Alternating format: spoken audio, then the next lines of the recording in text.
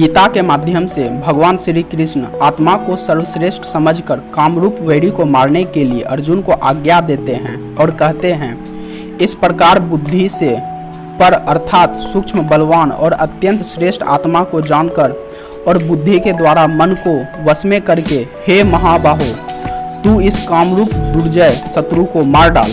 आगे भगवान श्री कृष्ण अर्जुन से कहते हैं, इंद्रियों की अपेक्षा उनके अर्थ ऊपर हैं, अर्थों से मन ऊपर है, मन से बुद्धि ऊपर है और बुद्धि से भी महान आत्मा ऊपर है। महत्व से अव्यक्त ऊपर है और अव्यक्त से पुरुष ऊपर है, पुरुष से ऊपर और कुछ नहीं है, वहीं पराकाष्ठा है और वहीं परम गति है। आगे भगवान श्री कृष्ण अर्जुन से पुनः कहते हैं कि मनुष्य का ज्ञान अनादिकाल से अज्ञान द्वारा आवृत हो रहा है, इस कारण वे अपने आत्मस्वरूप को भूले हुए हैं। स्वयं सबसे श्रेष्ठ होते हुए भी अपनी शक्ति को भूलकर कामरूप वैरी के वश में हो रहे हैं। लोक प्रसिद्धि से और शास्त्रों द्वारा सुनकर भी लोग आत्मा को वास्तव में सबसे श्रेष्ठ नहीं मानते। यदि आत्मस्वरूप को भली भांति समझ लें तो राग रूप काम का सहज ही नाश हो जाए। अतएव आत्मस्वरूप को समझना ही इसे मारने का प्रधान उपाय है। इसीलिए भगवान ने आत्मा को बुद्धि से भी अत्यंत श्रेष्ठ समझकर काम को मारने के लिए कहा है। आत्म तत्व बहुत ही गूढ़ है, महापुरुषों द्वारा समझाए जाने पर कोई सूक्ष्मदर्शी मनुष्य ही इसे समझ सकता है। कठोपनिषद में कहा गया है कि सब भूतों के अंदर छुपा हुआ यह आत्मा उनके प्रत्यक्ष नहीं होता, केवल सूक्ष्मदर्शी पुरुष ही अत्यंत तीक्ष्ण और सूक्ष्म बुद्धि द्वारा इसे प्रत्यक्ष कर सकते हैं। आगे भगवान श्री कृष्ण पुनः अर्जुन से कहते हैं कि शरीर, इंद्रिय, मन, बुद्धि और जीव इन सभी का वाचक आत्मा है। शरीर इंद्रियों के अंतर्गत ही आ गया, जीवात्मा स्वयं वश में करने वाला है। अब बचे मन और बुद्धि।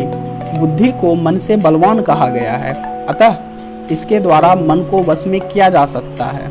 इसीलिए आत्मानम का अर्थ मन और आत्मना का अर्थ बुद्धि किया गया है।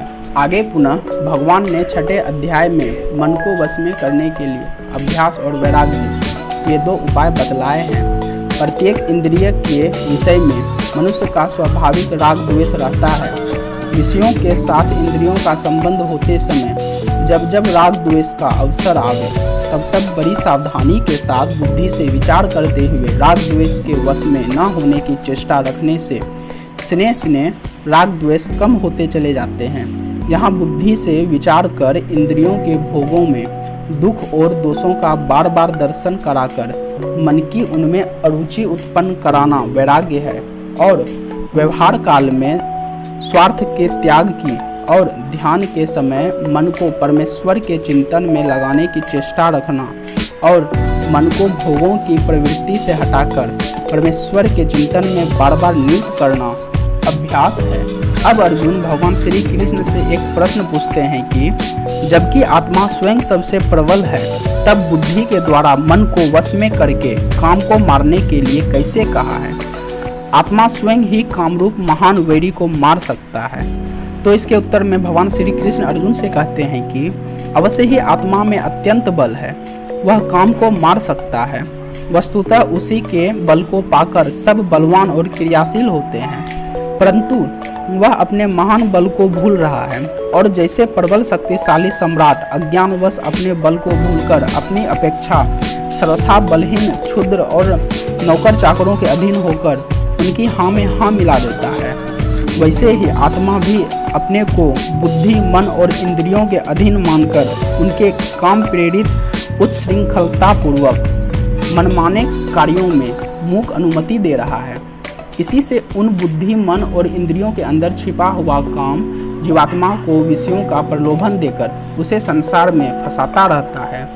यदि आत्मा अपने स्वरूप को समझकर अपनी शक्ति को पहचानकर बुद्धि, मन और इंद्रियों को रोक ले, उन्हें मनमाना कार्य करने की अनुमति न दे और चोर की तरह बसे हुए काम को निकाल बाहर करने के लिए बलपूर्वक आज्ञा दे दे, तो न बुद्धि, मन और इंद्रियों की शक्ति है कि वे कुछ कर सकें और काम में ही सामर्थ्य है कि वह क्षण भर के लिए भी वहां टिक सके। सचमुच यह आश्चर्य ही है कि आत्मा से ही सत्ता, स्फूर्ति और शक्ति पाकर उसी के बल से बलवान होकर ये सब उसी को दबाए हुए हैं और मनमानी कर रहे हैं। अतएव यह आवश्यक है कि आत्मा अपने स्वरूप को और अपनी शक्ति को पहचान कर बुद्धि, मन और इंद्रियों को वश में करे। काम इन्हीं में बसता है और ये उच्छृंखल हो रहे हैं। इनको वश में कर लेने पर काम सहज ही मर सकता है। काम को मारने का वस्तुतः अक्रिय आत्मा के लिए यही तरीका है। इसीलिए बुद्धि के द्वारा मन को वश में करके काम को मारने के लिए कहा गया। आगे भगवान श्री कृष्ण पुनः अर्जुन से कहते हैं कि वस्तुतः काम में कोई बल नहीं है। यह आत्मा के बल से बलवान होते हुए बुद्धि, मन और इंद्रियों में रहने के लिए जगह पा जाने के कारण ही उनके बल से बलवान हो गया है, तथा जब तक बुद्धि, मन और इंद्रिय अपने वश में नहीं हो जाते तब तक उनके द्वारा आत्मा का बल काम को प्राप्त होता रहता है। इसीलिए काम अत्यंत प्रबल माना जाता है और इसीलिए उसे दुर्जय कहा गया है। परंतु काम का यह दुर्जयत्व तभी तक है जब तक आत्मा अपने स्वरूप को पहचान कर बुद्धि, मन और इंद्रियों को अपने वश में न कर ले।